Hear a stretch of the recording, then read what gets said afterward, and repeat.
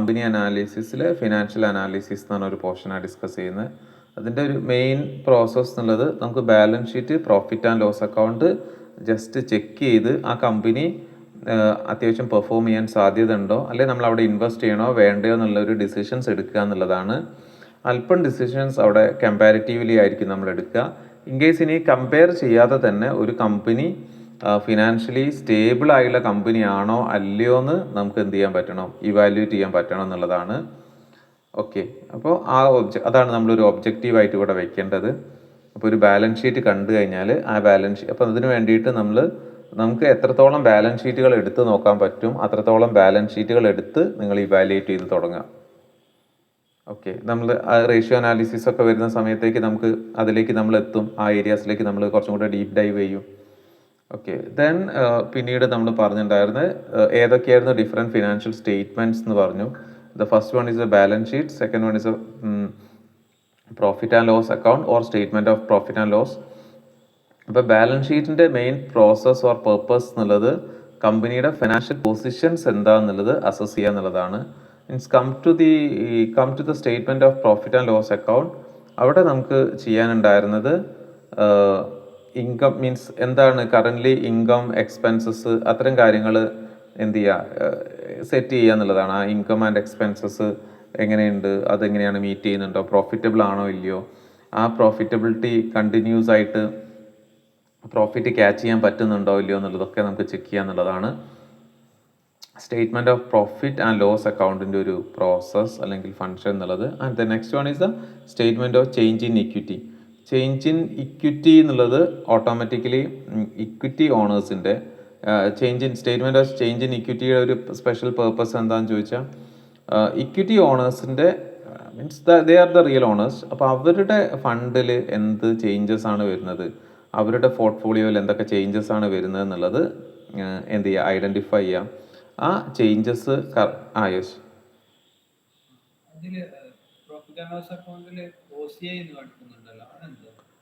OCI നമ്മൾ അതിലേക്കാണ് പോകുന്നത്. അത് ഇൻ ഡീറ്റെയിൽ ആയിട്ട് പറയുന്ന സമയത്ത് അതിലേക്ക് വരാം. OCI എന്നുള്ളത് ഒരു മീൻസ് നമുക്ക് സർട്ടൈൻ ഐറ്റംസ് നമുക്ക് ഫിനാൻഷ്യൽ ഇയറിൽ ഒരു വൺ ടൈം ഐറ്റംസ് ആയിട്ട് വരുന്ന ഐറ്റംസ് ഉണ്ടാവും. ഓക്കെ, അതായത് ഇപ്പോൾ ചിലപ്പോൾ എന്താ പറയുക, ഏതെങ്കിലും ഒരു ലോ ഇതിലൊക്കെ വരുന്ന ഏതെങ്കിലും ഇൻസിഡൻസ് ഉണ്ടാവുക. ആ ഇൻസിഡൻറ്റ് നമ്മൾ കേസൊക്കെ ചെയ്ത് കഴിഞ്ഞാലൊക്കെ നമുക്ക് കിട്ടുന്ന ചില എന്താ പറയുക, അത് എപ്പോഴും വരുന്ന കാര്യമല്ലല്ലോ, വൺസ് ഇൻ എ വൈൽ എന്ന് പറഞ്ഞ രീതിയിൽ നമുക്ക് വരുന്ന ചില സോഴ്സ് ഓഫ് ഇൻകംസ് ഒക്കെ ഉണ്ടാവുമല്ലോ. ഓരോ മിസ്ലീനിയസ് ഐറ്റംസ് ആയിട്ട് നമ്മൾ ട്രീറ്റ് ചെയ്യുന്ന സർട്ടൻ ഐറ്റംസ് ഉണ്ടാവാറുണ്ട്. ഓക്കെ, അപ്പോൾ അത്തരം ട്രീറ്റ്മെൻറ്റ്സ് ഒക്കെ നമുക്ക് നോക്കാനുണ്ട് അവിടെ.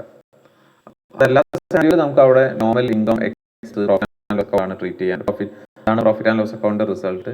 പിന്നെ അതിന് ശേഷം വരുന്ന സർട്ടൈൻ എക്സ്ട്രാ ഐറ്റംസ് ആണ്. എക്സ്ട്രാ ഐറ്റംസിൽ നമുക്ക് ഇങ്ങനെ വൺസ് ഇൻ എ വൈൽ വരുന്ന, ഇപ്പോൾ ചിലപ്പോൾ ഒരു ലോട്ടറി വിൻ ചെയ്യും പോലെ, അല്ലെങ്കിൽ ഒരു കേസ് വിൻ ചെയ്യുക, അല്ലെങ്കിൽ ഇതേപോലെ നമുക്ക് ഏതെങ്കിലും എക്സ്പെൻസസ് ഉണ്ടാവാനുള്ള സാധ്യതകളുണ്ട്. ഇപ്പോൾ എന്തെങ്കിലും നമ്മുടെ കമ്പനിക്കെതിരെ എന്തെങ്കിലും കേസൊക്കെ വന്നിട്ട് അത് നമ്മൾ ഫെയിൽ ആവുകയാണെങ്കിൽ നമ്മൾ അതിന് കോമ്പൻസേഷൻ കൊടുക്കുന്ന സാഹചര്യങ്ങളൊക്കെ നമുക്ക് വരുമല്ലോ. ഓക്കെ, അപ്പോൾ അത്തരം സെനാരിയോസ് ഒക്കെ നമുക്ക് ഡിസ്കസ് ചെയ്യാനുണ്ട്. പിന്നെ next one is the statement of change in equity ആണ്. Statement of change in equity എന്ന് ഉദ്ദേശിക്കുന്നത് നമുക്കറിയാം, നമ്മളുടെ പ്രോഫിറ്റ് ആൻഡ് ലോസ് ഒക്കെ ഉണ്ടാകുന്ന സമയത്ത് പ്രോഫിറ്റും ലോസും ഒക്കെ ഉണ്ടാകുമ്പം അതിൻ്റെ എൻഡ് റിസൾട്ട് ഇക്വിറ്റിയിലാണ് ചേഞ്ചസ് വരിക. പ്രോഫിറ്റ് മീൻസ് ഇക്വിറ്റി ഓണേഴ്സിനാണ് ചേഞ്ചസ് വരിക. ആ ഇക്വിറ്റി ഓണേഴ്സിന് എങ്ങനെയാണ് ചേഞ്ചസ് ഉണ്ടാകുന്നത്, ആ ചേഞ്ചസ് മെഷർ ചെയ്യുക എന്നുള്ളതാണ് സ്റ്റേറ്റ്മെൻറ്റ് ഓഫ് ചേഞ്ച് ഇൻ ഇക്വിറ്റിയിൽ നമുക്ക് നോക്കാനുള്ളത്. പിന്നെ ക്യാഷ് ഫ്ലോ സ്റ്റേറ്റ്മെൻറ്റ്. ഇപ്പോൾ ക്യാഷ് ഫ്ലോ സ്റ്റേറ്റ്മെൻറ്റ് എന്തിനാണെന്ന് ചോദിച്ചാൽ, പ്രോഫിറ്റ് ആൻഡ് ലോസ് അക്കൗണ്ട് ഇല്ലേ, പിന്നെ എന്തിനാണ് ക്യാഷ് ഫ്ലോ സ്റ്റേറ്റ്മെൻറ്റ് ചോദിച്ചാൽ, പ്രോഫിറ്റ് ആൻഡ് ലോസ് അക്കൗണ്ടിൽ നമുക്ക് എന്ത് കിട്ടും, അത് റിസീവ്ഡ് ആണോ പെയ്ഡ് ആണോ എന്നുള്ളതല്ല, അത് അക്രൂവൽ ബേസ്ഡ് ആണ്. അപ്പോൾ അതുകൊണ്ട് നമ്മൾ ക്രെഡിറ്റ് ട്രാൻസാക്ഷൻസ് ഒക്കെ തന്നെ അവിടെ റിഫ്ലക്റ്റ് ചെയ്യും. പൈസ റിസീവ് ചെയ്യാത്ത സാഹചര്യങ്ങളൊക്കെ നമുക്ക് അവിടെ സെയിൽസ് ആയിട്ടായിരിക്കും നമ്മൾ പ്രസൻറ്റ് ചെയ്യുക. പക്ഷേ ക്യാഷ് ഫ്ലോ സ്റ്റേറ്റ്മെൻറ്റിൻ്റെ ഒരു പ്രത്യേകത എന്ന് വെച്ചാൽ അവിടെ ക്യാഷ് ട്രാൻസാക്ഷൻസ് മാത്രമാണ് കൺസിഡർ ചെയ്യുക. അപ്പോൾ ക്യാഷ് പേ ചെയ്തിട്ടുണ്ടോ, ക്യാഷ് റിസീവ് ചെയ്തിട്ടുണ്ടോ എന്നുള്ളത് റെക്കോർഡ് ചെയ്യുക എന്നുള്ളതാണ് ഈ ക്യാഷ് ഫ്ലോ സ്റ്റേറ്റ്മെൻറ്റിൻ്റെ മീൻസ് ഒരു എയിം. അപ്പോൾ അതുകൊണ്ട് തന്നെ റിയൽ എമൗണ്ട് നമ്മുടെ കയ്യിലേക്ക് എത്ര വന്നിട്ടുണ്ട്, അതിൽ സർപ്ലസ് ഉണ്ടോ ഇല്ലയോ എന്നുള്ളതൊക്കെ നമുക്ക് ചെക്ക് ചെയ്യാൻ വേണ്ടിയിട്ട് ഈ ഒരു ക്യാഷ് ഫ്ലോ സ്റ്റേറ്റ്മെൻറ്റ് നമ്മളെ ഹെൽപ്പ് ചെയ്യും. ഇപ്പം ക്യാഷ് ഫ്ലോ സ്റ്റേറ്റ്മെൻറ്റിൽ 3 പാർട്ടാണ് ഉണ്ടാവുക. ഒന്ന് ഫിനാൻസ്, അതേപോലെ തന്നെ ഓപ്പറേറ്റിംഗ് പാർട്ട് ഉണ്ടാവും, ഫിനാൻസ് ഉണ്ടാവും, അത് മീൻസ് ഇൻവെസ്റ്റിംഗ് ആക്ടിവിറ്റീസ് ഉണ്ടാവും. അപ്പോൾ 3 പാർട്ടിൽ നിന്നും ക്യാഷിൻ്റെ ഇൻഫ്ലോസ് എങ്ങനെയാണ്, ഔട്ട്ഫ്ലോസ് എങ്ങനെയാണെന്നുള്ളതാണ് നമുക്ക് ക്യാഷ് ഫ്ലോ സ്റ്റേറ്റ്മെൻറ്റ് ചെക്ക് ചെയ്യാൻ പറ്റും. ഇനി note to account, notes to account എന്നുള്ളത് ബാലൻസ് ഷീറ്റിൽ വരുന്ന സെർട്ടൈൻ ഐറ്റത്തിൻ്റെ ഒക്കെ ഒരു എക്സ്പ്ലനേഷൻ എടുക്കാൻ പറ്റുന്ന ഏരിയാസ് ആണ് നോട്ട് ടു അക്കൗണ്ട്. അപ്പം നമുക്ക് ഏതെങ്കിലും ഒരു ഐറ്റത്തിനെ കുറിച്ചൊരു സസ്പീഷ്യസ് ആയിട്ട് തോന്നുകയാണെങ്കിൽ അവിടെ നമുക്ക് റീഡ് ചെയ്യാൻ പറ്റുന്ന ഒരു ഏരിയ ആണ് നോട്ട് ടു അക്കൗണ്ട്സ് എന്നുള്ളത്. ഇപ്പോൾ എസ്പെഷ്യലി ഇപ്പോൾ നമ്മൾ എറ്റേണലിൻ്റെ ബാലൻസ് ഷീറ്റ് ചെക്ക് ചെയ്യുമ്പം അവരുടെ ഇൻടാഞ്ചിബിൾ അസറ്റ്സ് എന്നുള്ള കാറ്റഗറിയിൽ അവർക്ക് നല്ല എന്തുണ്ട്, ഐറ്റംസ് ഉണ്ട്, നല്ല എമൗണ്ട് ഉണ്ട്. അപ്പോൾ ആ ഒരു എമൗണ്ട് എന്താണ്, ഒരു റിലയബിൾ ആയിട്ടുള്ളൊരു എമൗണ്ട് ആണോ അല്ലയോ എന്ന് നമ്മൾ ചെക്ക് ചെയ്യാൻ നമുക്ക് ഈ നോട്ട്സിനെ യൂസ് ചെയ്യാം. ഓക്കെ, അസ്ചത് മാർക്ക് ഇറങ്ങിയിട്ട് തിരിച്ച് കയറിയിട്ടില്ലല്ലോ. ജസ്റ്റ് ഒന്ന് ഞാൻ ചെക്ക് ചെയ്ത് നോക്കട്ടെ അസ്ചതിനെ. ഓക്കെ.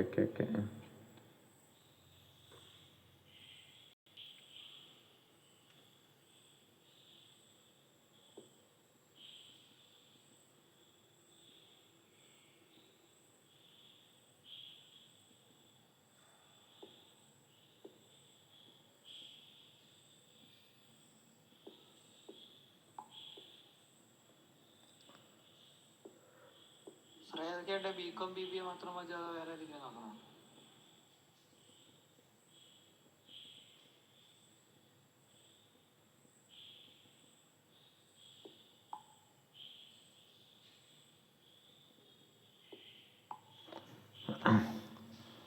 ഓക്കെ. അപ്പം അങ്ങനെ അത്തരം ഈ ഏരിയാസിനെ നമ്മളൊന്ന് കീ ആയിട്ട് ഒന്ന് ഒബ്സർവ് ചെയ്യാൻ തുടങ്ങുക. ഓക്കെ. അപ്പം റീഡ് ചെയ്യാറുണ്ടായിരുന്നോ ബാലൻസ് ഷീറ്റ്? അങ്ങനെ ഡീറ്റെയിൽ ആയിട്ട് എടുത്ത് നോക്കാറുണ്ടായിരുന്നോ? അങ്ങനെ ഒരു ഞാൻ സ്ക്രീനറിലുള്ള ബാലൻസ് ഷീറ്റാ നോക്കല്.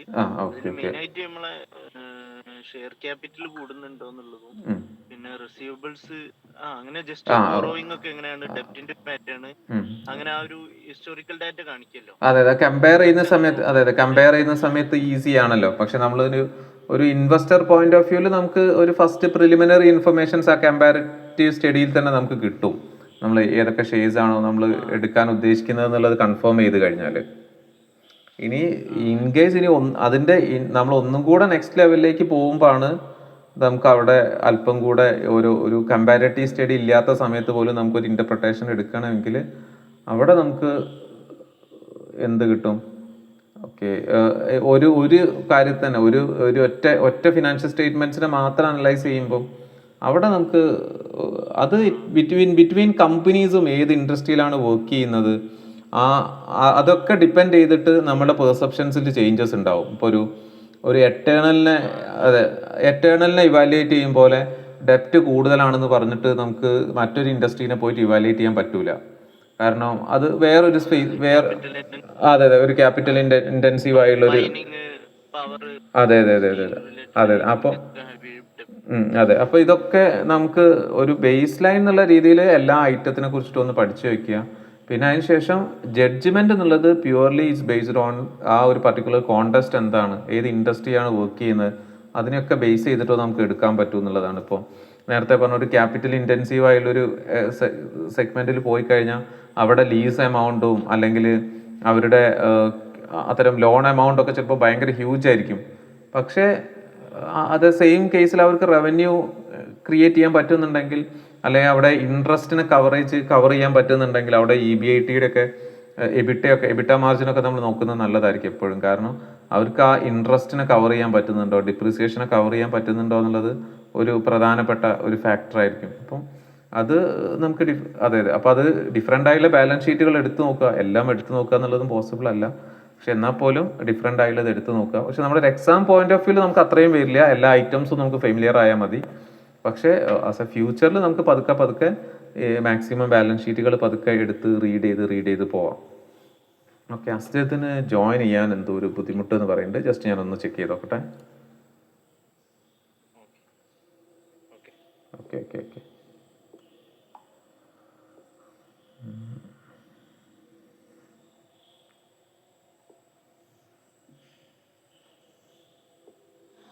ചേട്ടാ, ഇവിടെ ഇവര് കണ്ടന്റ് എല്ലാം ഉണ്ടാക്കാൻ തുടങ്ങി, വീഡിയോ എല്ലാം എടുക്കാൻ തുടങ്ങി. Series 8 start 15,000 10,000 cost. ഭയങ്കരമായിട്ട് കോളേജസിൽ പുഷ് ചെയ്യുന്നുണ്ട്.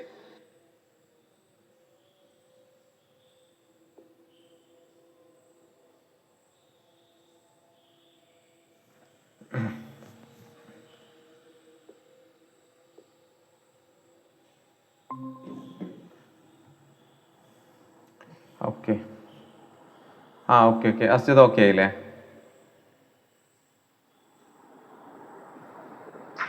ഓക്കെ, നമുക്ക് ഓക്കെ. അപ്പോൾ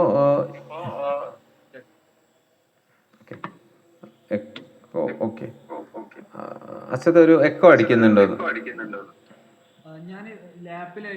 അപ്പൊ ഒന്ന് മ്യൂട്ട് ചെയ്യാൻ പറ്റും? ഓക്കെ ഓക്കെ,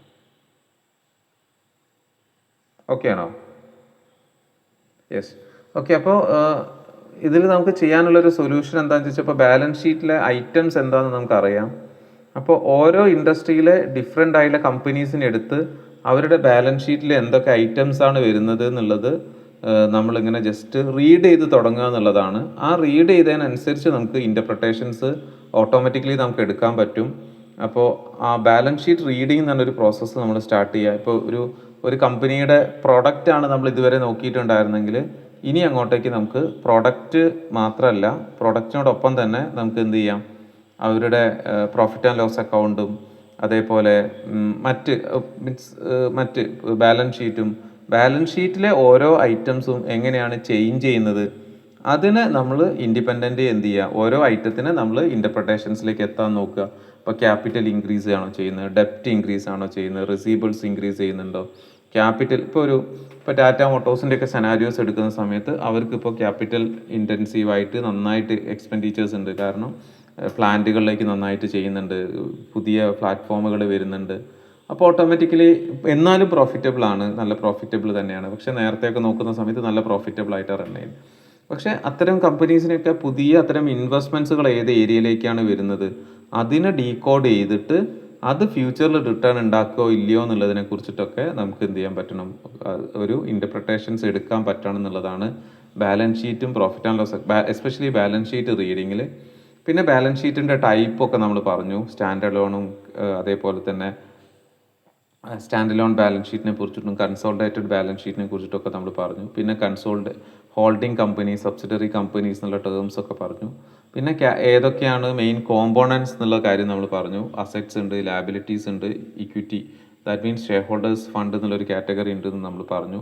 അപ്പോൾ അതിൽ വരുന്ന മേജർ ക്ലാസിഫിക്കേഷൻസ് പറഞ്ഞു. അസറ്റ്സ് ആണെങ്കിൽ നോൺ കറണ്ട് അസറ്റ്സും കറണ്ട് അസറ്റ്സും ഉണ്ട് എന്ന് പറഞ്ഞു. നോൺ കറണ്ട് എന്നുള്ളത് ലോങ് ടേം ഫിക്സ്ഡ് ഇൻ നേച്ചറാണ്. കറണ്ട് ഐറ്റംസ് ഉള്ളത് നോർമലി ഷോർട്ട് ടേം ഇൻ നേച്ചറാണ്. ദെൻ അതിൻ്റെ ഒരു എക്സ്പ്ലനേഷൻ നമുക്ക് കിട്ടി. അതൊക്കെ ജസ്റ്റ് ഇനിയും ഫർദർ ഓരോ ബാലൻസ് ഷീറ്റ് എടുത്ത് അതിലെ ഓരോ ഐറ്റംസ് ഏതാണെന്നുള്ളത് മാക്സിമം നമ്മളൊരു വർക്ക് പോലെ എടുത്ത് അത് ചെയ്യാം. പിന്നെ ഷെയർ ഹോൾഡേഴ്സിൻ്റെ കാറ്റഗറിയൊക്കെ നമ്മൾ ജസ്റ്റ് ഒന്ന് നോക്കി വെക്കുക. ദെൻ പിന്നെ ഓൾറെഡി നമ്മളൊരു കോമേഴ്സ് സ്റ്റുഡൻ്റ് ആയതുകൊണ്ട് തന്നെ ഓൾറെഡി അറിയാം ഡിഫറെൻ്റ് ഐറ്റംസ് ഏതൊക്കെയാണെന്നുള്ളത്. അപ്പോൾ അതിൽ കുറച്ച് സമയം സ്പെൻഡ് ചെയ്യുക എന്നുള്ളതാണ് അർച്ചത ഇതിനെ ഡീകോഡ് ചെയ്യാനുള്ള നെക്സ്റ്റ് വഴി എന്നുള്ളത്. ഓക്കെ. ദെൻ പിന്നെ നമുക്ക് പിന്നെ അതേപോലെ കറണ്ട് ലാബിലിറ്റീസ് എന്തൊക്കെയാണ്, ഷോർട്ട് ടേം ലാബിലിറ്റീസ് ആണ്, ലോങ് ടേം ലാബിലിറ്റീസ് ഉള്ളത് നോൺ കറണ്ട് ലാബിലിറ്റീസ് ആണ്. അതൊക്കെ ജസ്റ്റ് ഒന്ന് നോക്കി വയ്ക്കാം. പിന്നെ ഒരു സിംഗിൾ ബാലൻസ് ഷീറ്റ് വരുന്ന സമയത്ത് ബാലൻസ് ഷീറ്റിൽ നമുക്ക് എങ്ങനെ അസറ്റ് സൈഡ് ഉണ്ട്, അസറ്റ്സിൽ കറണ്ട് ഫിക്സ്ഡ് ഉണ്ടാവും. പിന്നെ അതേപോലെ തന്നെ ലാബിലിറ്റി സൈഡ് നമ്മൾ നോക്കുന്ന സമയത്ത് കറണ്ട് ലാബിലിറ്റീസ് ഉണ്ടാവും, നോൺ കറണ്ട് ലാബിലിറ്റീസ് ഉണ്ടാവും, ക്യാപിറ്റൽസ് ഉണ്ടാവും. പക്ഷെ ഇതിൻ്റെ ഫോർമാറ്റിൽ എന്തുണ്ടാവും, ഡിഫറൻസ് ഉണ്ടാവും എന്നുള്ളത് ജസ്റ്റ് ഒരു ക്വിക്ക് 1 മിനിറ്റ് റിവ്യൂ എടുത്തു കഴിഞ്ഞാൽ ഈ ഒരു ഫോർമാറ്റ് ആയിരിക്കും. അപ്പം അവിടെ നമ്മളുടെ ഒരു കീ ഏരിയാസ് എന്നുള്ളത്, ഇപ്പോൾ ഡെപ്റ്റ് സൈഡ് നമ്മൾ എടുത്ത് നോക്കുകയാണെങ്കിൽ ഷോർട്ട് ടേം ഡെപ്റ്റ്, അതിൽ ഫസ്റ്റ് കറണ്ട് ഡെപ്റ്റ്സ് അല്ലെങ്കിൽ കറണ്ട് ഐറ്റംസ്, അത് നമ്മുടെ ഷോർട്ട് ടേം എക്സ്പെൻഡിച്ചേഴ്സ് ആണ്, അല്ലെങ്കിൽ ഷോർട്ട് ടേം ആയിട്ടുള്ള ഇൻകംസ് ആണ്, അല്ലെങ്കിൽ ഷോർട്ട് ടേം ആയിട്ടുള്ള ഐറ്റംസ് ആണ്. അപ്പോൾ അവിടെ സ്റ്റോക്കിൻ്റെ വാല്യൂ ഹൈ ആണ് നമ്മുടെ സ്റ്റോക്കിൻ്റെ വാല്യൂ എങ്കിൽ നമ്മളവിടെ ശ്രദ്ധിക്കേണ്ട ഫാക്ടേഴ്സ് ഉണ്ട്. കാരണം നമുക്ക് ഡെഡ് സ്റ്റോക്ക് കൂടുതൽ വരുന്നുണ്ടോ, അത് നമ്മൾ ഇവാലുവേറ്റ് ചെയ്യേണ്ടതുണ്ട്.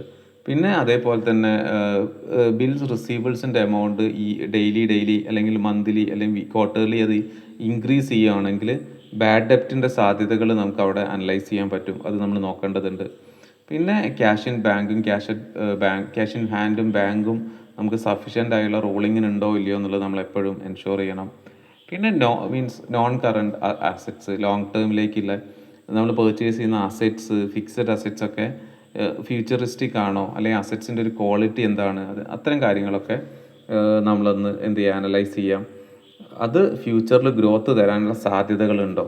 ഇനി ഓപ്പോസിറ്റ് ലാബിലിറ്റി സൈഡിലേക്ക് വരുന്ന സമയത്ത് ഷോർട്ട് ടൈം കറണ്ട് ലാബിലിറ്റീസ് ഉണ്ട്. ആ കറണ്ട് ലാബിലിറ്റീസ് നമുക്ക് ഓട്ടോമാറ്റിക്കലി നമുക്ക് എന്ത് തരുന്നുണ്ടോ നോക്കണം. കറണ്ട് ലാബിലിറ്റീസിൽ അത് നമുക്ക് അഫോർഡ് ആണോ ഇല്ലയോ എന്നുള്ളത് എപ്പോഴും ചെക്ക് ചെയ്യണം.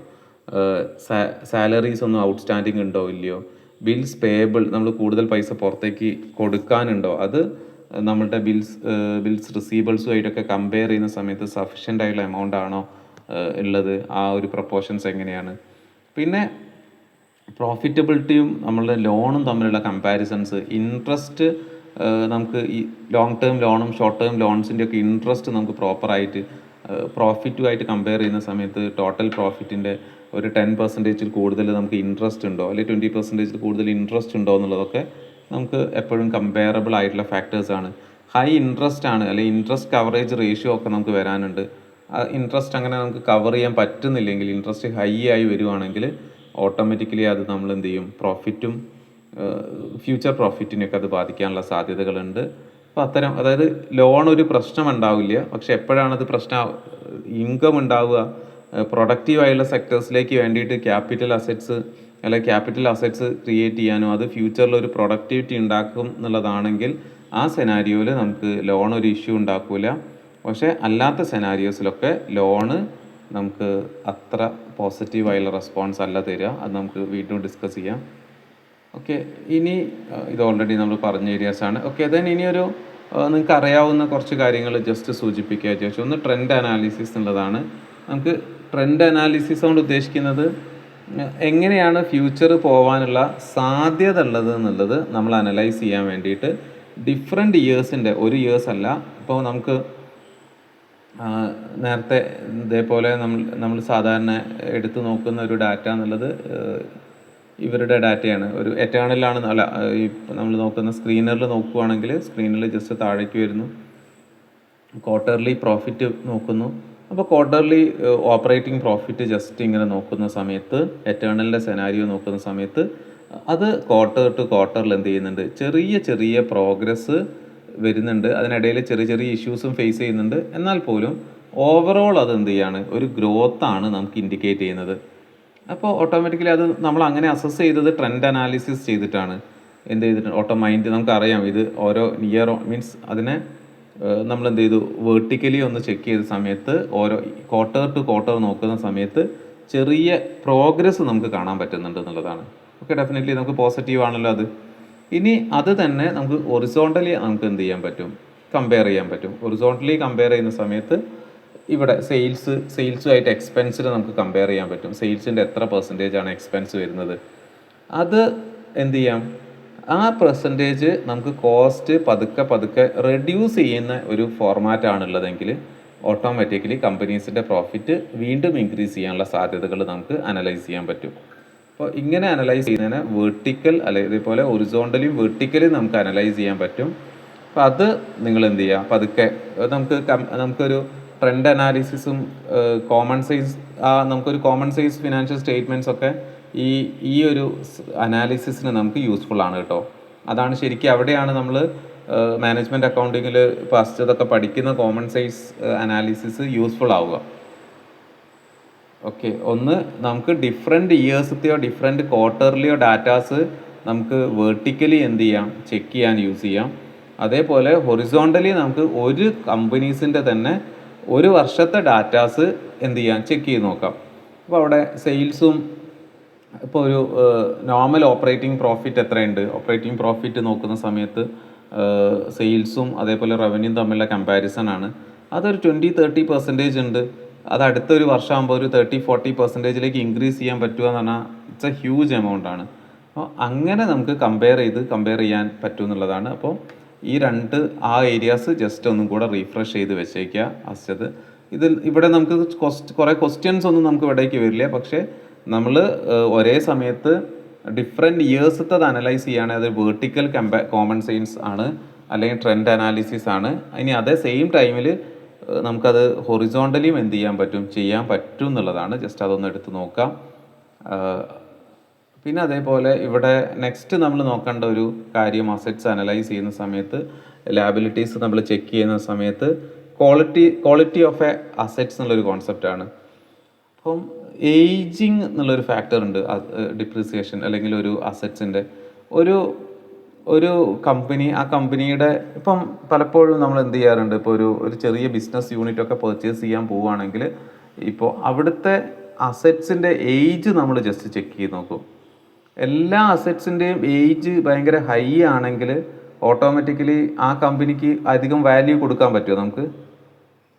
ഇല്ല. കാരണം എന്താ വെച്ചാൽ നിയർ ഫ്യൂച്ചറിൽ ആ അസറ്റ്സ് റീപ്ലേസ് ചെയ്യപ്പെടാൻ സാധ്യതയുണ്ട്, അല്ലെങ്കിൽ ആ അസറ്റ് നമ്മൾ കംപ്ലീറ്റ്ലി ചേഞ്ച് ചെയ്യാൻ സാധ്യതയുണ്ട്. അപ്പോൾ പക്ഷേ ഇത് അത്ര ഈസി ആയുള്ളൊരു ടാസ്ക് അല്ല. ഒരു കമ്പനിയുടെ അവരുടെ ബാലൻസ് ഷീറ്റ് മാത്രം ചെക്ക് ചെയ്തിട്ട് അവരുടെ അസറ്റിൻ്റെ ക്വാളിറ്റിയും അസറ്റിൻ്റെ ഈ ഏജിങ്ങും ഒക്കെ കണ്ടുപിടിക്കുക എന്ന് പറഞ്ഞാൽ അത്ര ഈസി ആയുള്ളൊരു ടാസ്ക് അല്ല. പക്ഷേ ഒരു കണ്ടിന്യൂസ് ആയിട്ട് നമ്മളൊരു കമ്പനീനെ ട്രാക്ക് ചെയ്തുകൊണ്ടിരുന്നു കഴിഞ്ഞാൽ നമുക്കത് മനസ്സിലാവും. പക്ഷെ ഒരു കമ്പനി ഇങ്ങനെ ഒരു അപ്രോച്ച് എടുക്കുന്നുണ്ട്, അതായത് ഒരു ലാഡർ മെത്തേഡ് എന്ന് പറയും. എല്ലാ വർഷവും പുതിയ പ്ലാന്റുകൾ തുടങ്ങുന്നുണ്ട്, പുതിയ നമ്പർ ഓഫ് യൂണിറ്റ് ഇൻക്രീസ് ചെയ്യുന്നുണ്ട്. അങ്ങനെ ഒരു അപ്രോച്ച് എടുക്കുന്നതെങ്കിൽ ഓട്ടോമാറ്റിക്കലി ആ ഫേമിൽ ഏജ് ആയ പ്ലാന്റുകളുടെ എണ്ണം കുറവായിരിക്കും. ഒരേ സമയത്ത് കംപ്ലീറ്റ് പ്ലാന്റും കൂടെ എന്ത് ചെയ്യില്ല, ഏജ് ആവില്ല. അത് സ്റ്റെപ്പ് ബൈ സ്റ്റെപ്പ് ആയിരിക്കും ഏജ് ആവുക. അപ്പോൾ അത്തരം അപ്രോച്ചുകൾ എടുക്കുന്ന കമ്പനീനെ ഓട്ടോമാറ്റിക്കലി നമുക്ക് അവരും ഫ്യൂച്ചറിൽ സ്ട്രഗിൾ ചെയ്യാനുള്ള സാധ്യത കുറവായിരിക്കും. അതിന് പകരം ഇനീഷ്യൽ സ്റ്റേജിൽ ഒന്നോ രണ്ടോ പ്ലാന്റുകളിൽ മാത്രം ഡിപ്പെൻഡ് ചെയ്ത് അത് ഇങ്ങനെ സെയിൽസ് മുന്നോട്ടേക്ക് പോകുമ്പോൾ ആ ഒന്നോ രണ്ടോ പ്ലാന്റിന് എന്തെങ്കിലും സംഭവിച്ചു കഴിഞ്ഞാൽ അവർക്ക് മറ്റൊരു പ്ലാന്റ് സ്പെഷ്യലായിട്ട് കൺസ്ട്രക്ട് ചെയ്യണേ ഹ്യൂജ് എക്സ്പെൻസസ് വരും. അപ്പം കോൺസെൻട്രേറ്റഡ് ആണോ പ്രൊഡക്ഷന്, അതേപോലെ തന്നെ അസറ്റിൻ്റെ ഏജ് എന്താണ്, അസറ്റിൻ്റെ ക്വാളിറ്റി എന്താണെന്നുള്ളത് നമുക്ക് ഡിറ്റർമിൻ ചെയ്യാൻ ശ്രമിക്കുന്നത് നല്ലതാണ്. പിന്നെ അതേപോലെ തന്നെ ഗുഡ് വില്ലും ഇൻടാഞ്ചിബിൾ അസറ്റ്സിൻ്റെ ഒരു പ്രസൻസ് എന്താണെന്നുള്ളത്, അവിടെ പേറ്റൻറ്റ്, അതേപോലെ കോപ്പിറൈറ്റ്, ഇത്തരം ഫാക്ടേഴ്സ് ചെക്ക് ചെയ്യാൻ നോക്കുക. പിന്നെ അതേപോലെ ഇൻടാഞ്ചിബിൾ അസറ്റ്സിലാണ് കമ്പനി വാല്യുവേഷൻസ് ഒക്കെ ഉള്ള രീതിയിൽ പല രീതിയിലുള്ള മീൻസ് മാനിപ്പുലേഷൻസിൻ്റെയും സാധ്യതകൾ ഒളിഞ്ഞിരിക്കുന്നത്. അപ്പോൾ അത്തരം സെക്ടേഴ്സിനെ നമ്മൾ എന്ത് ചെയ്യുക, നന്നായിട്ട് ഡീകോഡ് ചെയ്യാൻ ശ്രമിക്കുക. കാരണം അവിടെ നമുക്ക് പല വാല്യുവേഷൻസ് ഉള്ളതൊരു വാല്യുവേഷൻസ് സെർട്ടൈൻ അസംഷൻസ് ബേസ് ചെയ്തിട്ടുള്ള വാല്യുവേഷൻസ് ആണ്. അപ്പോൾ പല രീതിയിലുള്ള ഫ്രോഡിൻ്റെ സാധ്യതകൾ നമുക്ക് അവിടെ എക്സ്പ്ലോർ ചെയ്യാൻ പറ്റും. പിന്നെ അക്കൗണ്ട് റിസീവബിൾസിൻ്റെ ബാഡ് ഡെപ്റ്റിൻ്റെ സാധ്യതകൾ നമ്മൾ എപ്പോഴും ചെക്ക് ചെയ്യണം. അപ്പോൾ account receivables day by day increase ചെയ്യുകയാണ്. അതിൽ ബാഡ് ഡെപ്റ്റ്സിൻ്റെ സാധ്യതകൾ ഉണ്ട്, ആ സാധ്യതകൾ നോക്കേണ്ടതുണ്ട്. ബാഡ് ഡെപ്റ്റ്സ് ഇൻക്രീസ് ചെയ്ത് കഴിഞ്ഞാൽ ഡെഫിനറ്റ്ലി അത് കമ്പനീസിൻ്റെ പെർഫോമൻസിനെ ബാധിക്കും. ഈവൻ നമുക്കറിയാമല്ലോ, നമ്മൾ തന്നെ കുറേ അധികം ലോൺ കൊടുത്തു കഴിഞ്ഞാൽ ആ ലോൺ നമുക്ക് തിരിച്ച് ലഭിച്ചിട്ടില്ലെങ്കിൽ ഓട്ടോമാറ്റിക്കലി അതുകൊണ്ട് മാത്രം കമ്പനീസ് ഫെയിലായി പോകുന്ന സെനാരിയോസ് ഉണ്ടാവാറുണ്ട്. അതുകൊണ്ട് പല ഫേമും ഇപ്പോൾ ഈ ക്രെഡിറ്റിനൊന്നും പ്രോഡക്റ്റ് പ്രൊവൈഡ് ചെയ്യാത്ത രീതിയിൽ തന്നെ പ്ലാൻ ചെയ്യുന്ന പല ഫേംസും പല കമ്പനീസിനെയും നമ്മൾ കാണാറുമുണ്ട്. ഓക്കെ, അപ്പോൾ ഈ ഒരു ക്വാളിറ്റി ഓഫ് അസറ്റ്സ് ഉള്ളതിനെ നമുക്ക് അസസ് ചെയ്യാൻ പറ്റുമോ ഇല്ലയോ എന്നുള്ളത് നമ്മൾ മാക്സിമം ശ്രദ്ധിക്കുക. പിന്നെ source and usage of cash. Source and usage of cash എന്നുള്ളത് കമ്പനിയിലേക്ക് ഇൻഫ്ലോസ് വരുന്ന സമയത്ത് ആ ഇൻഫ്ലോസിൻ്റെ യൂസ് എങ്ങനെയാണ്, അത് ഫ്യൂച്ചർ പ്രോഗ്രസ്സിന് വേണ്ടിയിട്ട് അല്ലെ ഫ്യൂച്ചറിസ്റ്റിക് ആയി ഇൻവെസ്റ്റ് ചെയ്യുകയാണെങ്കിൽ അത്തരം ഇൻവെസ്റ്റ് ചെയ്യുന്ന ഫേമിനെയും അത്തരം ഷെയർസിനെയും നമുക്ക് ഫ്യൂച്ചറിസ്റ്റിക് ആയിട്ട് കാണാൻ പറ്റും. ഇപ്പോൾ റീറ്റേൺഡ് ഏർണിങ് വരുന്നു, ആ റീറ്റേൺഡ് ഏർണിങ് ഇതേപോലെ അവരുടെ ക്യാപിറ്റൽ പുതിയ പ്ലാന്റുകൾ കൺസ്ട്രക്ട് ചെയ്യാൻ, അല്ലെ പുതിയ റിസർച്ച് പ്രോസസ്സിന്, അല്ലെ പുതിയ അങ്ങനെ ക്യാപിറ്റൽ ഇൻറ്റൻസീവ് ആയിട്ട് യൂസ് ചെയ്യുകയാണെങ്കിൽ ഓട്ടോമാറ്റിക്കലി നമുക്കത് പ്രോഗ്രസീവ് ആയുള്ള ഒരു കമ്പനി ആയിട്ട് കൺസിഡർ ചെയ്യാൻ പറ്റും. ദെൻ അവർക്ക് റിസൾട്ടും വേണം കേട്ടോ, റിസൾട്ടും ഉണ്ടെങ്കിലാണ്. അപ്പോൾ അങ്ങനെ ഒരു അസറ്റ് ബിൽഡിംഗ് പ്രോസസ്സ് അല്ലെങ്കിൽ പുതിയ ഫർണിഷിങ് പ്രോസസ്സ് ചെയ്യുന്നുണ്ടെങ്കിൽ അത് ഓട്ടോമാറ്റിക്കലി ഒരു പോസിറ്റീവായിട്ട് നമുക്ക് കാണാൻ പറ്റും. പക്ഷെ അതല്ലാതെ റീറ്റേൺഡ് ഏർണിംഗ് അവിടെ റീറ്റെയിൻ ചെയ്ത് അത് ഇൻട്രസ്റ്റ് പേയ്മെൻറ്റിനും ഒക്കെ തന്നെ അല്ലെങ്കിൽ ഏതെങ്കിലും ഡെപ്റ്റ് മീറ്റ് ചെയ്യാനൊക്കെയാണ് യൂസ് ചെയ്യുന്നതെങ്കിൽ അത്തരം സെനാരിയോക്ക് കൊടുക്കുന്ന സമയത്ത് നമുക്ക് അത്തരം കമ്പനീസിൽ നിന്ന് നമുക്ക് ആസ് എ മാർക്കറ്റ് പാർട്ടിസിപ്പൻ്റ് എന്നുള്ള രീതിയിൽ മാക്സിമം മാറി നിൽക്കുന്നതായിരിക്കും നന്നാവുക. കാരണം അവിടെ ഒരു ഈ റീറ്റെയിൻഡ് എമൗണ്ടും ലോൺ എമൗണ്ടും ഒക്കെ തന്നെ പ്രൊഡക്റ്റീവായുള്ള സെക്ടറിലേക്കല്ല യൂസ് ചെയ്യുന്നത് എന്നുള്ളതാണ്. ആസ് എ ഇൻവെസ്റ്റർ എന്നുള്ള രീതിയിൽ നമുക്ക് അത്തരം കമ്പനീസിൻ്റെ ഷെയർസ് ഓപ്റ്റ് ചെയ്യാതിരിക്കാമല്ലോ. ഓക്കെ, ദെൻ പിന്നീട് ഹിഡൻ സെക്ഷൻ. ഓക്കെ, നോട്ട് എന്നുള്ളൊരു കോൺസെപ്റ്റാണ്. നോട്ട്സ് റീഡ് ചെയ്യണോ വേണ്ടയോ? ഓക്കെ, നോട്ട്സ് എന്നുള്ളത് ശരിക്കും ഒരു എക്സ്റ്റൻഷൻസ് ആണ്. അപ്പം ഇത് സിമ്പിൾ ബാലൻസ് ഷീറ്റ് പ്രിപ്പയർ ചെയ്യുന്ന സമയത്ത് അവിടെ നോട്ടിൻ്റെ ആവശ്യം വരില്ല. പക്ഷേ കോർപ്പറേറ്റ് ബാലൻസ് ഷീറ്റുകൾ പ്രിപ്പയർ ചെയ്യുന്ന സമയത്ത് അതിൽ നോട്ടുകൾ വരും. ആ നോട്ട് എന്നുള്ളത് ശരിക്കും എക്സ്പ്ലനേഷൻസ് ആണ്. ആ എക്സ്പ്ലനേഷൻസ് നമ്മൾ നേരത്തെ പറഞ്ഞോ, ഈ കണ്ടിൻജൻസി, അതേപോലെ തന്നെ ഇൻടാഞ്ചിബിൾ അസറ്റ്സ്, കണ്ടിൻജന്റ് ലാബിലിറ്റി, അത്തരം ഐറ്റംസിലൊക്കെ എന്ത് ചെയ്യാം, off balance sheet means balance ഷീറ്റിന് പുറത്തുള്ള സർട്ടൈൻ ഐറ്റംസ് ഉണ്ടാവും സെറ്റ് ഓഫ് ചെയ്യുന്ന, അത്തരം ഐറ്റംസിലൊക്കെ നമ്മളത് എന്ത് ചെയ്യാം, ചിലപ്പോൾ ഒന്ന് റീഡ് ചെയ്യാൻ നോക്കുക. അവിടെ ഏതെങ്കിലും നമുക്ക് ഫേവറബിൾ അല്ലാത്ത ഫാക്ടേഴ്സ് നമ്മൾ കാണുകയാണെങ്കിൽ അത് നമ്മളൊരു ഡിസിഷൻ മേക്കിങ്ങിന് ഒരു ക്രൂഷ്യൽ പോയിന്റ് ആയിട്ട് നമുക്ക് എന്ത് ചെയ്യാൻ പറ്റും, കൺസിഡർ ചെയ്യാൻ പറ്റും. കാരണം പല കമ്പനീസും പല രീതിയിലുള്ള മാനിപ്പുലേഷൻസ് ഒക്കെ ചെയ്യാനുള്ള സാധ്യതകൾ എപ്പോഴും കണ്ടുപിടിക്കാൻ നമുക്ക് നോട്ട് റീഡ് ചെയ്യുന്നത്, നോട്ട് എന്നുള്ളത് എക്സ്പ്ലനേഷൻസ് ആണ്. അത് ബാലൻസ് ഷീറ്റിൽ തന്നെ സ്പെസിഫൈ ചെയ്യുകയും ചെയ്യും. പിന്നെ അതേപോലെ വർക്കിംഗ് ക്യാപിറ്റൽ ക്വാളിറ്റിയാണ്. വർക്കിംഗ് ക്യാപിറ്റൽ ക്വാളിറ്റി എന്നുള്ളത് നേരത്തെ നമ്മൾ പറഞ്ഞോണം, നമുക്ക് രണ്ട് രീതിയിലാണ് അത് വരിക. ഒന്ന്, റിസീവബിൾസ് പ്രോപ്പറായിട്ട്, ട്രേഡ് റിസീവബിൾസ് പ്രോപ്പറായിട്ടുള്ള പേയ്മെൻറ്റ് നമുക്ക് റിസീവ് ചെയ്യാൻ പറ്റണം. അതേപോലെ തന്നെ നമുക്ക് പേയബിൾസ് നമ്മുടെ സപ്ലൈസുമായിട്ട് പ്രോപ്പറായിട്ട് ബാർഗെയിൻ ചെയ്ത് ഫിക്സ് ചെയ്യാനും അത് അവർക്ക് പ്രോപ്പർ ടൈമിൽ പ്രൊവൈഡ് ചെയ്യാനും then അതിൽ തന്നെ മാക്സിമം ടൈം നമുക്ക് ക്യാഷ് ഹോൾഡിംഗ് പീരീഡ് ലഭിക്കാനും ഒക്കെ ഉള്ള ഒരു പീരീഡ് ഓഫ് സൈക്കിൾ നമുക്ക് ഫിക്സ് ചെയ്യാൻ പറ്റുവാണെങ്കിൽ അതും ഓട്ടോമാറ്റിക്കലി നമുക്ക് എന്താണ്, കമ്പനിക്ക് ഒരു പോസിറ്റീവാണ്. ഇപ്പോൾ പല കമ്പനീസും എന്ത് ചെയ്യാറുണ്ട്, ഇപ്പോൾ ടൊയോട്ട വർക്ക് ചെയ്യുന്ന സമയത്ത് അവരുടെ ഏറ്റവും വർക്കിംഗ് കോസ്റ്റ് ഏറ്റവും മിനിമൈസ് ചെയ്യുന്നത് എങ്ങനെയാണെന്ന് ചോദിച്ചാൽ ഒരു വർക്കിംഗ് ക്യാപിറ്റലായിട്ട് അവർ സീറോ എമൗണ്ട് സ്പെൻഡ് ചെയ്യുന്ന ഒരു സ്ട്രാറ്റജിയാണ്. കാരണം വെഹിക്കിളിൻ്റെ ഓൾറെഡി അത്രയും എന്തുണ്ട്, അവർക്ക് അത്രയധികം ഓർഡേഴ്സ് വരുന്നതുകൊണ്ടാണ്. ഒരു ഓർഡർ വരുന്നു, ഓർഡർ വന്നതിന് ശേഷം അതിന് വേണ്ട എല്ലാ എക്യുപ്മെൻസും അവരുടെ തേർഡ് പാർട്ടീസിൻ്റെ അടുത്ത് നിന്ന് അവർ ഹയർ ചെയ്യുന്നു. ആ ഹയർ ചെയ്ത പ്രോഡക്റ്റ് യൂസ് ചെയ്തിട്ട് പ്രോഡക്റ്റ് പ്രൊഡ്യൂസ് ചെയ്ത് സെല്ല് ചെയ്യുന്നു. ആ സെല്ല് ചെയ്ത ടൈമിലാണ് നോർമലി അവർ വെൻഡേഴ്സിന് എന്ത് ചെയ്യുന്നത്, ആ പേയ്മെൻറ്റ്സ് ഒക്കെ എക്സിക്യൂട്ട് ചെയ്യുന്നത്. ദാറ്റ് മീൻസ് കസ്റ്റമർ പ്രൊവൈഡ് ചെയ്തതിന് ശേഷം മാത്രമാണ് പേയ്മെൻറ്റ് എക്സിക്യൂട്ട് ചെയ്യുന്നത് വെൻഡേഴ്സിനൊക്കെ. അപ്പോൾ ഇതുകൊണ്ട് തന്നെ അവർക്ക് കോസ്റ്റ് ഓഫ് ക്യാപിറ്റൽ എന്ത് ചെയ്യാൻ പറ്റും, റീറ്റെയിൻ ചെയ്യാൻ പറ്റും, നന്നായി റെഡ്യൂസ് ചെയ്യാൻ പറ്റും. അപ്പോൾ അങ്ങനെ, പക്ഷേ അത് എല്ലാ കമ്പനീസിനും ആ ഒരു പോസിബിലിറ്റി ഉണ്ടാവണമെന്നില്ല. ടൊയോട്ടയ്ക്ക് എന്തുകൊണ്ട് അങ്ങനെ കിട്ടുമെന്ന് ചോദിച്ചാൽ അവരുടെ മാർക്കറ്റ് റെപ്യൂട്ടേഷനും മാർക്കറ്റിലുള്ള ഡിമാൻഡുമാണ്. പക്ഷെ എല്ലാ കമ്പനിക്കും ആ ഒരു എന്ത് ചെയ്യുക മീൻസ് ഇങ്ങനെ ഇതേപോലത്തെ ഒരു ടെക്നോളജി എന്ത് ചെയ്യാൻ പറ്റണമെന്നില്ല, യൂസ് ചെയ്യാൻ പറ്റണമെന്നില്ല, അങ്ങനെ ഒരു രീതിയിൽ അവർക്ക് ബഡ്ജറ്റ് ചെയ്യാൻ പറ്റണമെന്നില്ല. പക്ഷേ ഇങ്ങനെ വർക്ക് ചെയ്യുന്ന കമ്പനീസ് ഉണ്ട്. ഓർഡർ ലഭിക്കുന്നു, റോ മെറ്റീരിയൽസ് സപ്ലൈസിൻ്റെ അടുത്ത് നിന്ന് ഫ്രീ മീൻസ് ക്രെഡിറ്റിന് എടുക്കുന്നു, അത് പ്രൊഡ്യൂസ് ചെയ്ത് കസ്റ്റമേഴ്സിന് സപ്ലൈ ചെയ്യുന്നു, കസ്റ്റമേഴ്സ് പേ ചെയ്യുന്നു. ആ പേയ്മെൻറ്റ് വന്നതിന് ശേഷമാണ് നമ്മൾ നേരത്തെ ക്രെഡിറ്റിന് പർച്ചേസ് ചെയ്ത ആളുകൾക്കൊക്കെ നമ്മൾ എന്ത് ചെയ്യുക, പേയ്മെൻറ്റ് കൊടുക്കുക എന്നുള്ള ഒരു സിസ്റ്റം. ആ ഒരു സൈക്കിൾ ബിൽഡ് ചെയ്യാൻ പറ്റിക്കഴിഞ്ഞാൽ നമുക്ക് എക്സ്പെൻഡിച്ചേഴ്സ് റെഡ്യൂസ് ചെയ്യാൻ പറ്റും. പക്ഷേ മാർക്കറ്റിൽ ഹൈലി റെപ്യൂട്ടഡ് ആയിട്ടുള്ള എക്സ്പീരിയൻസ്ഡ് കമ്പനീസിനാണ് ആ ഒരു സൗകര്യം ലഭിക്കുക എന്നുള്ളതാണ്.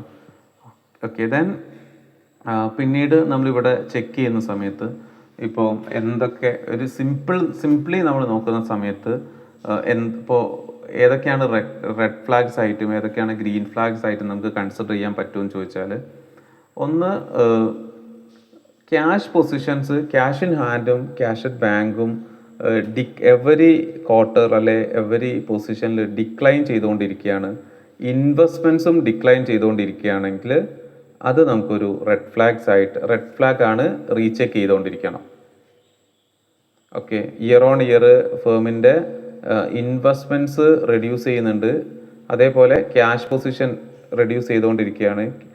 അപ്പോൾ അവിടെ നമ്മൾ എന്ത് ചെയ്യുന്നുണ്ട്, ക്യാഷ് ഇൻഫ്ലോസ് കുറയുമ്പോഴാണ് ഇൻവെസ്റ്റ്മെൻറ്റ്സും അതേപോലെ ഷോർട്ട് ടേം ക്യാഷ് പൊസിഷൻസും ക്യാഷ് അറ്റ് ബാങ്കും ഒക്കെ റെഡ്യൂസ് ആവുക, അത് നമ്മൾ ഒരു ക്രൂഷ്യൽ ഫാക്ടറാണ്.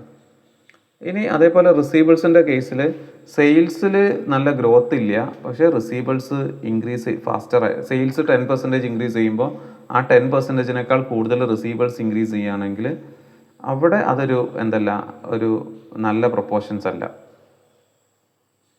കാരണം റിസീവബിൾസ് കൂടുക എന്ന് പറയുമ്പോൾ നമുക്ക് അത് നാളെ അത് ലഭിക്കാം, അതല്ലെങ്കിൽ ലഭിക്കാതിരിക്കാം. ഇനി അത് ലഭിച്ചാൽ തന്നെ നമുക്ക് കോസ്റ്റ് ഓഫ് ക്യാപിറ്റൽ കൂടും. ഓക്കെ, കാരണം 10 ദിവസം കഴിഞ്ഞ് കിട്ടുകയാണെങ്കിൽ, ഒരു മാസം കഴിഞ്ഞ് കിട്ടുകയാണെങ്കിൽ ഒരു മാസത്തേക്ക് എക്സ്ട്രാ 1% നമ്മൾ ഇൻട്രസ്റ്റ് പേ ചെയ്യണം. കാരണം ഇവിടെ ഒന്നും പേഴ്സൺ ഇല്ലല്ലോ, ഇവിടെയൊക്കെ തന്നെ നമ്മൾ കാൽക്കുലേറ്റ് ചെയ്യുന്നത് മീൻസ് സെപ്പറേറ്റ് ആണ്. ഇവിടെ ഒരു കോസ്റ്റ് ഇൻക്രീസ് ചെയ്യാൻ അത് കാരണമാവും. അപ്പോൾ റിസീവബിൾ മാനേജ്മെൻറ്റ് എന്നുള്ളത് പ്രധാനപ്പെട്ട ഒരു ഫാക്ടറാണ്. അപ്പോൾ റിസീവബിൾസ് ഇൻക്രീസ് ചെയ്ത് പോകുന്നുണ്ട്. അത് സെയിൽസ് ഇൻക്രീസ് ചെയ്യുന്ന റേറ്റിന് താഴെയാണ് ഇൻക്രീസ് ചെയ്യുന്നതെങ്കിൽ ഡെഫിനറ്റ്ലി അതിനെ നമ്മൾ എന്ത് ചെയ്യണം, ഒന്ന് റീചെക്ക് ചെയ്യണം. ഓക്കെ, ദെൻ നെക്സ്റ്റ് വൺ എന്നുള്ളത് ഡെപ്റ്റാണ്. ഡെപ്റ്റിൻ്റെ സെയിം കേസസ് ആണ്. അപ്പോൾ നമ്മൾ ലോൺ എടുക്കുന്നുണ്ട്, ആ ലോൺ എടുക്കുന്നത് ഒരു ഫ്യൂച്ചർ ഡെവലപ്മെൻറ്റിന് വേണ്ടിയിട്ടാണെങ്കിൽ okay. Sales day by day increase ചെയ്തുകൊണ്ടിരിക്കുന്ന ഒരു ഫേം ആ ഡെപ്റ്റ് എടുക്കുന്നത് നെക്സ്റ്റ് കേസിലേക്ക് ഗ്രോ ചെയ്യാനാണെങ്കിൽ ഓക്കെ, നമുക്കത് കൺസിഡർ ചെയ്യാം. അപ്പം അതിന് പകരം ഓൾറെഡി ഉള്ള ബാങ്ക് ലോൺസ് അല്ലെങ്കിൽ ഓൾറെഡി ഉള്ള മറ്റ് ഡിവിഡൻഡോ അല്ലെങ്കിൽ ഓപ്പറേറ്റിംഗ് കോസ്റ്റ് ഇതൊക്കെ മീറ്റ് ചെയ്യാൻ വേണ്ടിയിട്ട് മാത്രമാണ് എടുക്കുന്നതെങ്കിൽ, അതായത് ഒരു ഫ്യൂച്ചർ ഡെവലപ്മെൻറ്റിന് വേണ്ടിയിട്ടല്ല ഇത് കൺസിഡർ ചെയ്യുന്നതെങ്കിൽ ഡെഫിനറ്റ്ലി നമുക്കതെന്തല്ല, അത്ര പോസിറ്റീവായുള്ളൊരു സെനാരിയോസ് അല്ല.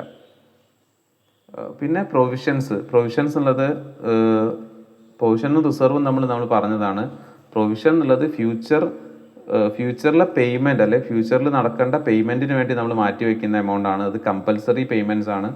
അപ്പോൾ ഇയർ ഓൺ ഇയർ നമ്മുടെ പ്രൊവിഷൻസ് ഇൻക്രീസ് ചെയ്യുകയാണെങ്കിൽ അതും അത്ര പോസിറ്റീവായുള്ളൊരു കാര്യമല്ല.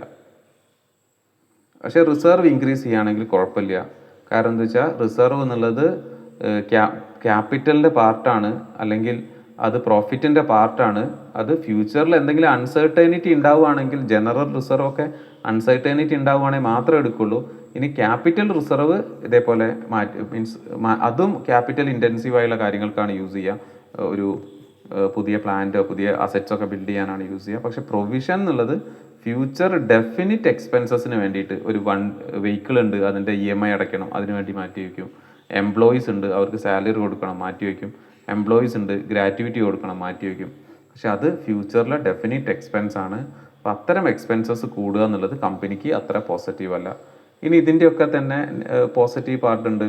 ക്യാഷ് അല്ലെങ്കിൽ retained earning day by day increase ചെയ്തുകൊണ്ടിരിക്കുകയാണ്, ദാറ്റ് ഈസ് പോസിറ്റീവ് ആണ്. ഇനി എന്ത് ചെയ്യുന്നുണ്ട്, റിസീവബിൾസ് ഡിക്ലൈൻ ചെയ്യുക അല്ലെ സ്റ്റേബിളായിട്ട് കണ്ടിന്യൂ ചെയ്യുകയാണെങ്കിൽ ഇറ്റ്സ് ഗുഡാണ്. ഇനി ഡെപ്റ്റ് ഇൻക്രീസ് ചെയ്യുന്നുണ്ട്, ആ കമ്പനിക്ക് റിട്ടേൺ ഇൻക്രീസ് ചെയ്യുന്നുണ്ട്, ഡെപ്റ്റ് യൂസ് ചെയ്യുന്നത് പ്രൊഡക്റ്റീവ് ആയുള്ള സെക്ടർ ആണെങ്കിൽ ദാറ്റ്സ് ഗുഡാണ്. പിന്നെ അതേപോലെ പ്രൊവിഷൻ കൺസിസ്റ്റൻ്റ് ആണ്, ട്രാൻസ്പെറൻ്റ് ആയിട്ട് നിൽക്കുന്നുണ്ട്. അത് നോർമൽ എന്ത് ചെയ്യുന്നില്ല, ഡേ ബൈ ഡേ ഇൻക്രീസ് ഒന്നും ചെയ്യുന്നില്ല, അത് ട്രാൻസ്പെറൻ്റ് ആയിട്ട് നിൽക്കുന്നുണ്ട് അല്ലെങ്കിൽ കൺസിസ്റ്റൻ്റ് ആയിട്ട് നിൽക്കുന്നുണ്ടെങ്കിൽ അവിടെയൊക്കെ നമുക്ക് ഒരു പോസിറ്റീവ്നെസ് എടുക്കാൻ പറ്റും. പക്ഷെ അല്ലാത്ത സെനാരിയോയിൽ നമ്മൾ വീണ്ടും റീചെക്ക് ചെയ്തതിന് ശേഷം മാത്രം, ഡീപ്പ് ഡൈവ് ചെയ്തതിന് ശേഷം മാത്രം അത്തരം ഷെയർസ് ഓപ്റ്റ് ചെയ്യാനൊക്കെ നമ്മൾ ശ്രദ്ധിക്കുക. അപ്പോൾ നെക്സ്റ്റ് നമുക്ക് ഇന്ന് പ്രോഫിറ്റ് ആൻഡ് ലോസ് അക്കൗണ്ട് എടുക്കണം എന്നായിരുന്നു വിചാരിച്ചത്. പക്ഷെ ഇന്ന് എന്ത് ചെയ്തിട്ടില്ല, സിനാനും കൂടെ ജോയിൻ ചെയ്തിട്ടില്ലല്ലോ. അപ്പോൾ നാളത്തെ സെഷനിൽ നമുക്ക് പ്രോഫിറ്റ് ആൻഡ് ലോസ് അക്കൗണ്ട് എന്ത് ചെയ്യാം, ഡിസ്കസ് ചെയ്ത് തീർക്കാം. നമ്മൾ ഈ ഒരു വീക്കിൽ നമ്മൾ അല്പം ഒന്ന് സ്ലോ ആയിട്ടുണ്ട്. പക്ഷേ എന്നാലും അത് നിങ്ങളുടെ പ്രിപ്പറേഷന് വേണ്ടിയിട്ട് യൂസ് ചെയ്യാം. പ്രീവിയസ് ചാപ്റ്റേഴ്സൊക്കെ പ്രിപ്പറേഷന് വേണ്ടിയിട്ട് യൂസ് ചെയ്യാം. നമുക്ക് ഈ സാറ്റർഡേ എന്തായാലും നമുക്കൊരു സ്പെഷ്യൽ അവേഴ്സ് വെക്കാം. കാരണം കുറച്ച് ഏരിയാസ് നമുക്ക് കൂടുതൽ സാറ്റർഡേസ് എന്ത് ചെയ്യാം, എടുത്തിട്ട് കവർ ചെയ്യാം. അപ്പോൾ അതുവരെ നമുക്ക് ഈ ഒരു ഫേസിൽ തന്നെ നമുക്ക് മുന്നോട്ടേക്ക് പോവുകയും ചെയ്യാം. ഓക്കെ.